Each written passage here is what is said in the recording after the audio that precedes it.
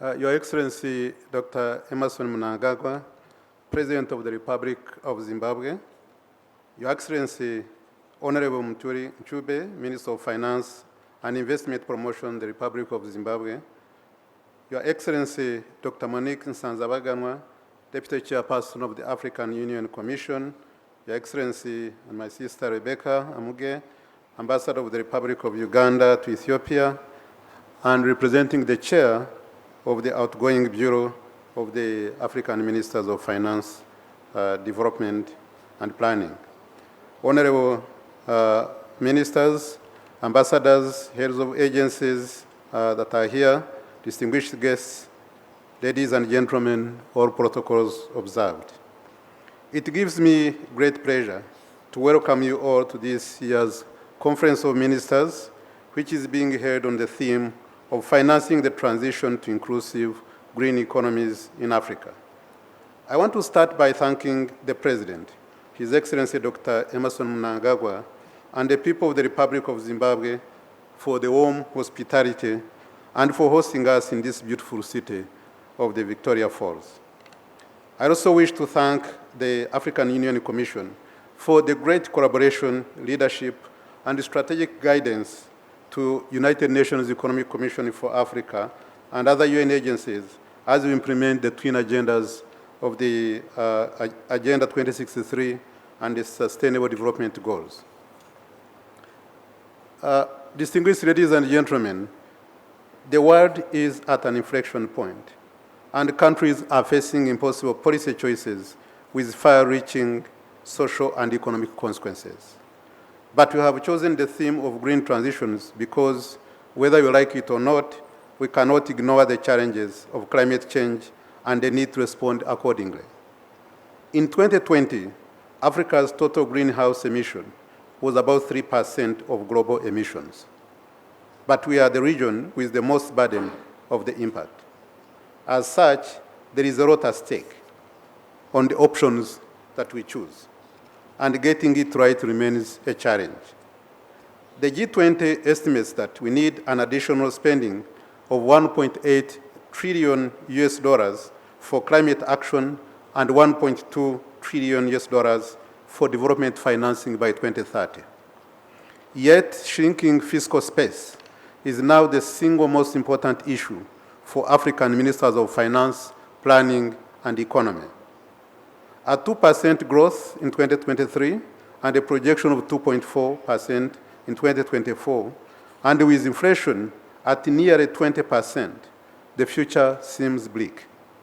Debt has increased by over 180% since 2010, and 21 countries are now at risk of or in debt distress.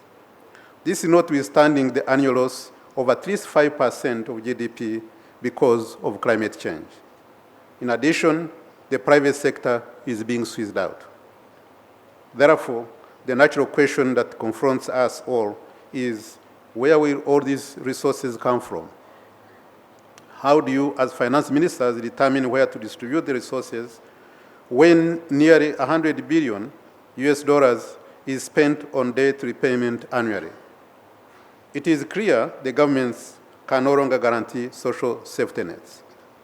Yet, that is precisely what we need to ensure that no one is left behind. Let's face it, we are at the brink of failing the future generations. Excellencies, distinguished delegates, the fiscal issues we face today cannot be traced only to COVID-19 and recent conflicts. These recent shocks only exacerbated the historical structural issues rooted in a global financial architecture that is not fit for today's world. Simply put, the existing multilateral financial system does not represent the needs of Africa. This should, however, not come as a surprise.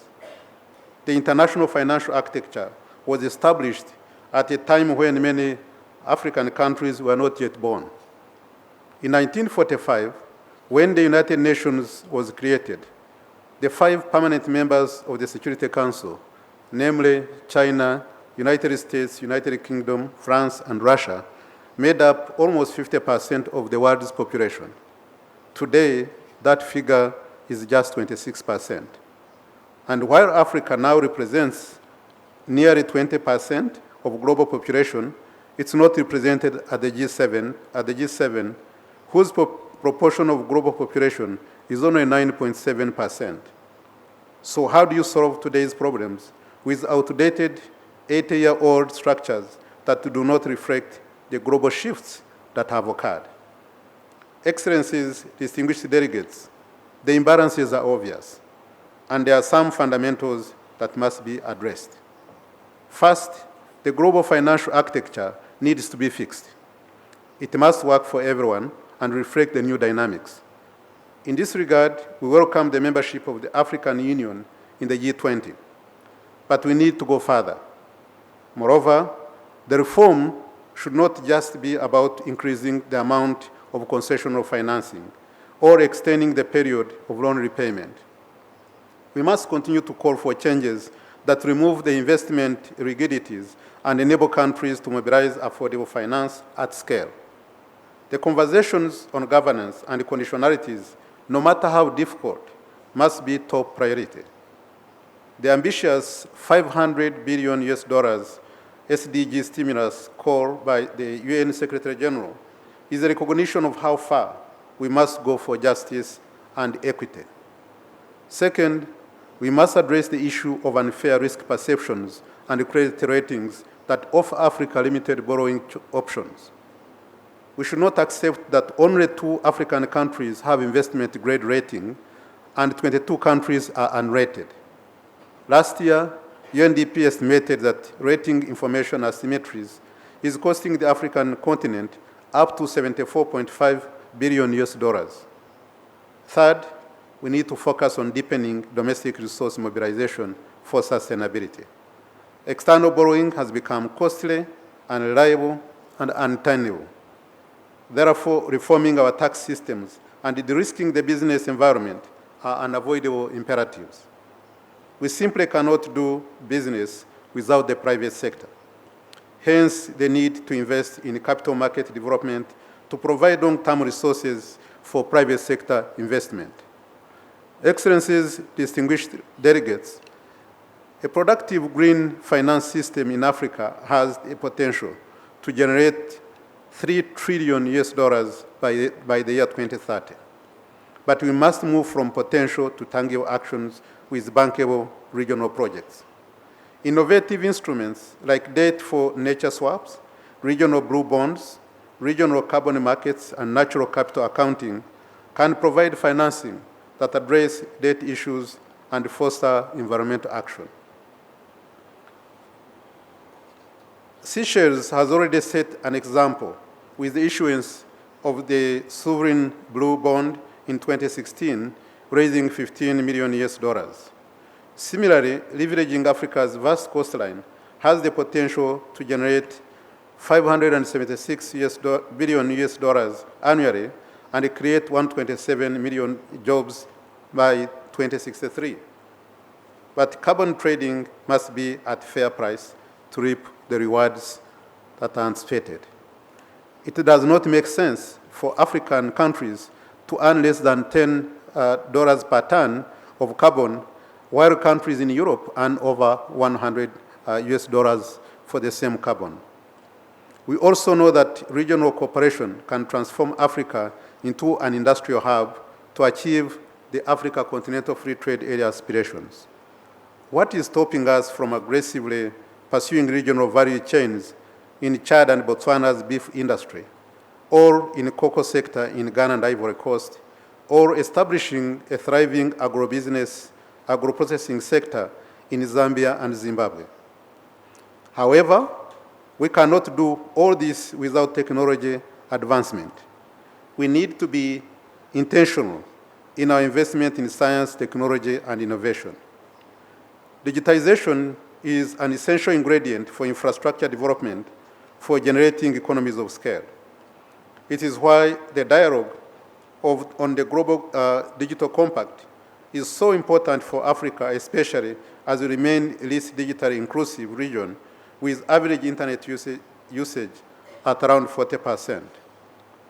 Excellencies, distinguished delegates, this conference is significant in many ways.